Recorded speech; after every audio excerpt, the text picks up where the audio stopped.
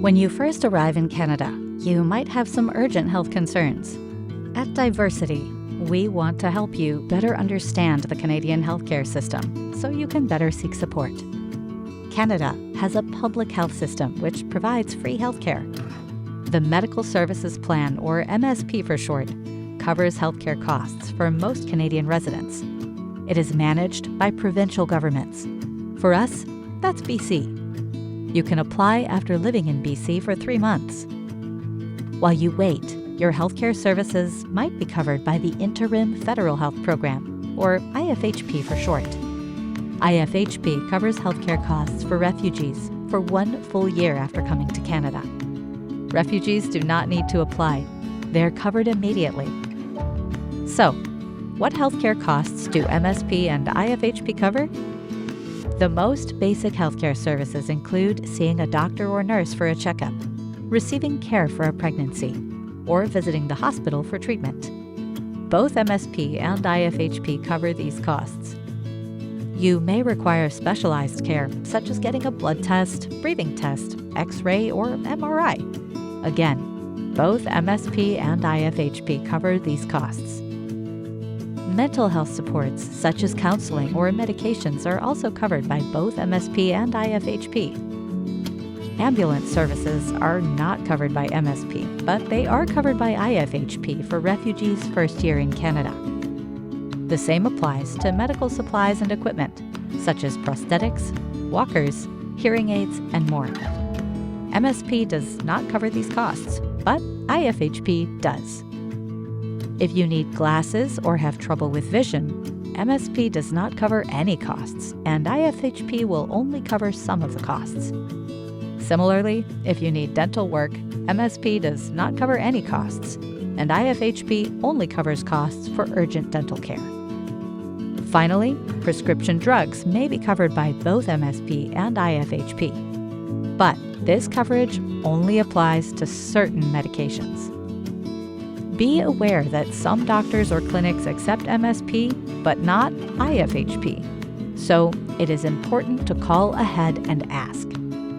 If you are unsure if a healthcare service will be covered, speak to your Diversity worker.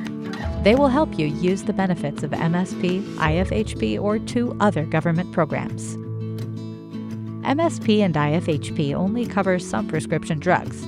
For more coverage, the Fair Pharmacare Plan is available for low-income families to pay for prescription medications or medical supplies. You will need to apply for this. Financial support for physical or mental disabilities is available too. If this is the case, a doctor must determine that you are a person with disability before you can apply. If you think you are eligible for these services, please contact your worker. Now that you understand health insurance benefits better, let's explore how to access healthcare providers. Family doctors are your primary access to medical services.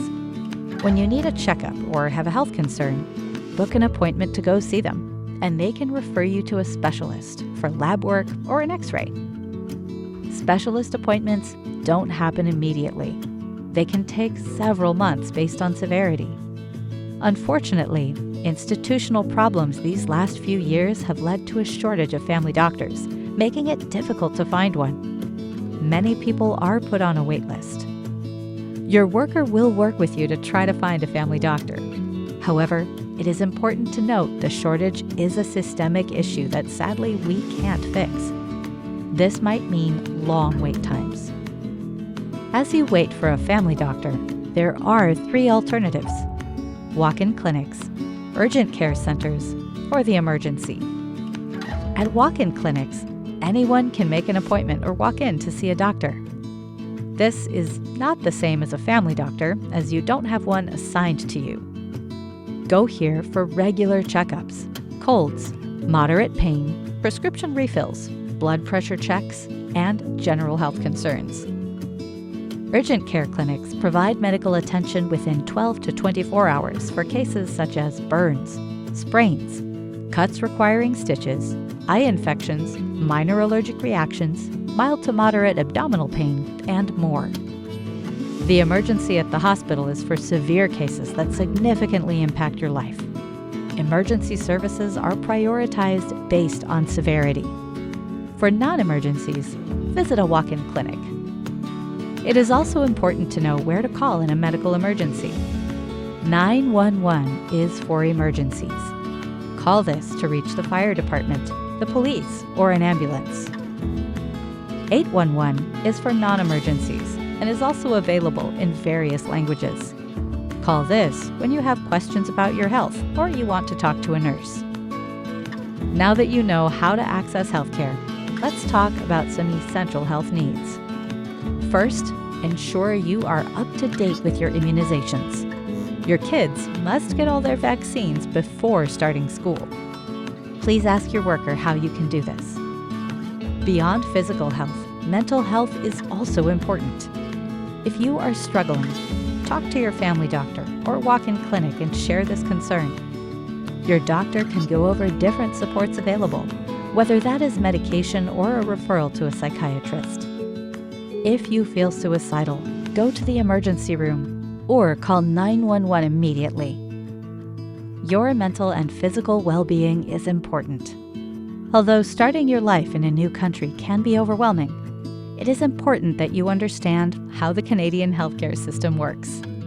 If you have any questions, please don't hesitate to reach out to your worker.